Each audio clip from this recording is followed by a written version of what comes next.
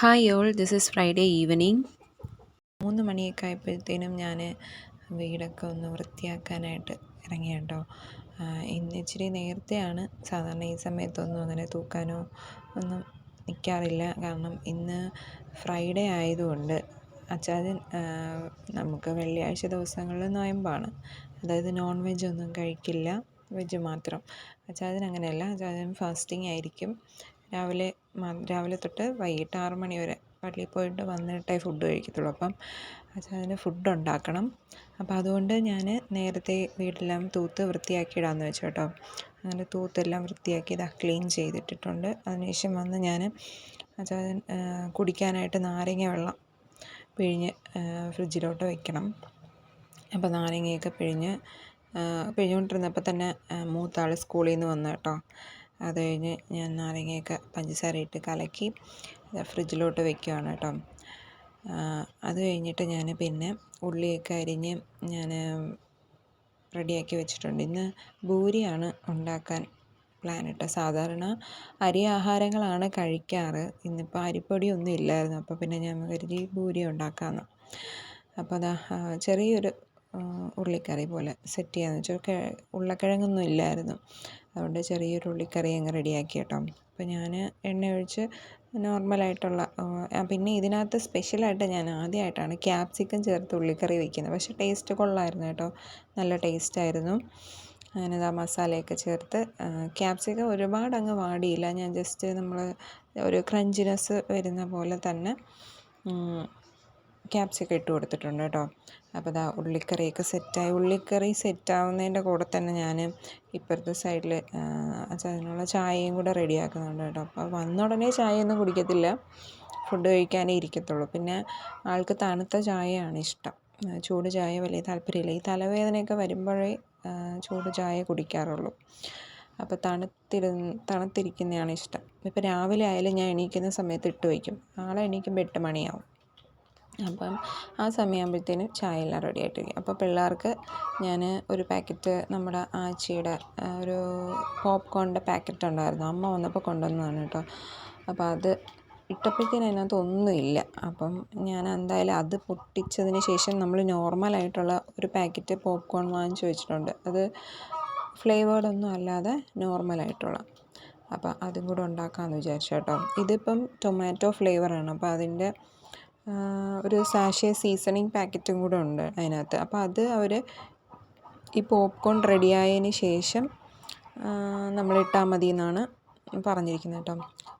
ബാക്ക്ഗ്രൗണ്ടിൽ കോഴി നല്ലപോലെ കൊക്കുന്നുണ്ട്. നമ്മുടെ കോഴി മുട്ടയിട്ടതിൻ്റെ ബഹളമാണ്. അത് കുറേ നേരമായി വെയിറ്റ് ചെയ്യുന്നു ഞാൻ, പക്ഷേ അത് നിർത്തുന്നില്ല.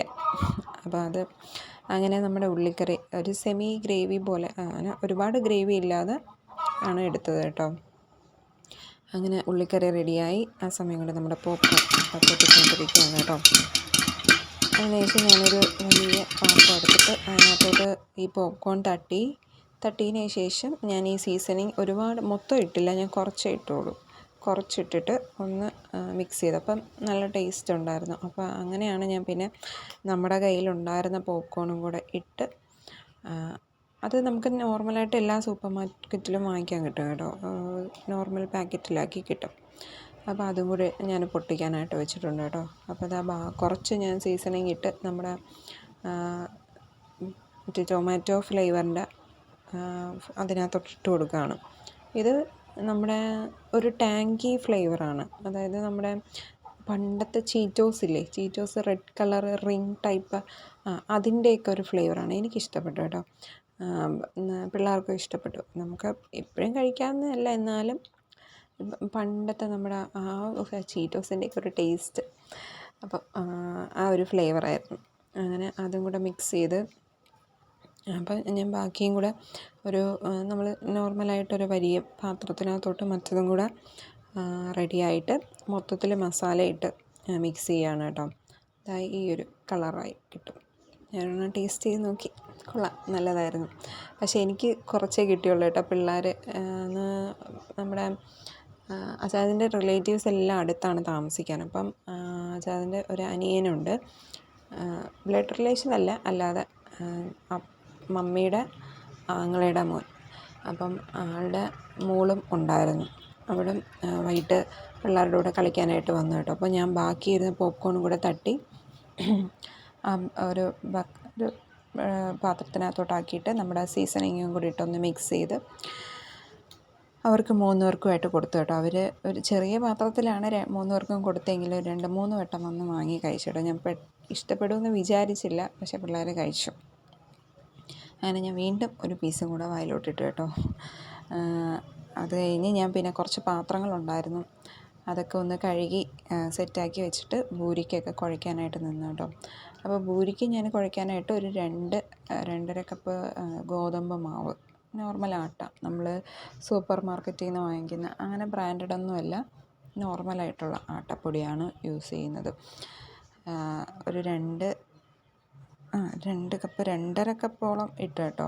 2.5 അരയും അത്രയും ഇട്ടില്ല, എന്നാലും ഒരുവിധം ഇട്ടിട്ട് പിന്നെ ഞാൻ ഇട്ടത് ഒരു 2 ടേബിൾ സ്പൂൺ മൈദ കൂടെ, 2 ടേബിൾ സ്പൂൺ മൈദ ഇട്ടു. പിന്നെ ഞാൻ കുറച്ച് ഉപ്പിട്ടു. അത് കഴിഞ്ഞ് പിന്നെ ഞാൻ ഇതിനകത്ത് സാധാരണ നമ്മൾ ഓയിലാണല്ലോ യൂസ് ചെയ്യാറ്, ഞാൻ ഓയിലല്ല, നമ്മൾ നെയ്യാണ് കേട്ടോ യൂസ് ചെയ്തത്. ഒരു 2 ടീസ്പൂൺ നെയ്യാണ് യൂസ് ചെയ്തിരിക്കുന്നത്. അപ്പം അതും കൂടെ ചേർത്തിട്ട് നമ്മൾ നോർമലായിട്ടുള്ള വെള്ളം ഒഴിച്ച് കുഴച്ചെടുക്കുകയാണ് കേട്ടോ.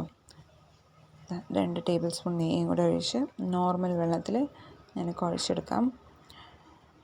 ഇത് നമ്മൾ പൂരിക്ക് നല്ല സോഫ്റ്റായിട്ട് കുഴയ്ക്കണം കേട്ടോ, നല്ല സോഫ്റ്റായിട്ട് കുഴച്ച് റെഡിയാക്കി എടുക്കുകയാണ്. ഇത് സാധാരണ ഞാൻ ഒരു ട്രിക്ക് ചെയ്യാറുണ്ടായിരുന്നു. അതായത് ഇത് പൂരിക്ക് കുഴയ്ക്കുന്ന സമയത്ത് ഞാൻ ഒരു നുള്ളി ഈസ്റ്റ് ഇടുമായിരുന്നു. പക്ഷേ ഇന്നത്തെ ദിവസം ഞാൻ മറന്നുപോയി. പക്ഷേ എനിക്ക് കറക്റ്റായിട്ട് പൂരി കിട്ടി. എനിക്കത് അതിൻ്റെ വീഡിയോ എടുക്കാനും പറ്റിയില്ല. ഇനി ഞാനത് ഉണ്ടാക്കുമ്പോൾ റെസിപ്പി കാണിക്കാം കേട്ടോ. അങ്ങനെ കുഴച്ചുകൊണ്ടിരുന്ന സമയത്ത് തന്നെ പെട്ടെന്നൊരു മഴ വന്നു. അങ്ങനെ ഇന്നലെ നല്ല വെയിലായിരുന്നു. അപ്പം ആ സമയത്ത് ഞാൻ തുണി ഇട്ടിട്ടുണ്ടായിരുന്നു. പിന്നെ ഓടിപ്പോയി തുണിയൊക്കെ എടുത്തിട്ട് വന്നു കേട്ടോ. പിന്നെ ഞാൻ 2 പേരെയും മെയിൽ കഴുകിക്കാനായിട്ട് ചൂടുവെള്ളമൊക്കെ സെറ്റാക്കി മെയിൽ കഴുകി. അതിന് ശേഷം 3 പേർക്കും 3 പാത്രത്തിലായിട്ട് പോപ്കോണും കൊടുത്തിട്ട് ഞാനും ഒന്ന് കുളിക്കാനായിട്ട് പോയി കേട്ടോ. അങ്ങനെ കുളിച്ചിട്ടൊക്കെ വന്നപ്പോഴത്തേനും ഒരു 5:30 ആയില്ല, 5:45 ആയപ്പോൾ എൻ്റെ ജോലിയെല്ലാം 5:30 ആയില്ല, 5:15 ആയപ്പം എൻ്റെ ജോലിയെല്ലാം തീർന്നു. പിന്നെ കുറച്ച് നേരം വെളിയിലോട്ട് വന്നിരുന്ന്, നമുക്ക് പ്രാവുണ്ട് കേട്ടോ, പപ്പയാണ് നോക്കുന്നത്. അപ്പോൾ പ്രാവിനെയൊക്കെ കുറേ നേരം വായി നോക്കി അങ്ങനെ ഇരുന്ന്. അപ്പോൾ ഇത്രയൊക്കെ ഉള്ളൂ ഇന്നത്തെ വീഡിയോ. എല്ലാവർക്കും വീഡിയോ ഇഷ്ടപ്പെട്ടെന്ന് വിചാരിക്കുന്നു. ഇത്രയും നാളും കൂടെ നിന്ന് എല്ലാവർക്കും താങ്ക് യു സോ മച്ച്. അപ്പോൾ എൻ്റെ വീഡിയോ ആദ്യമായിട്ട് കാണുന്നവരാണെങ്കിൽ ഒന്ന് സപ്പോർട്ട് ചെയ്യുക, ഷെയർ ചെയ്യുക, ലൈക്ക്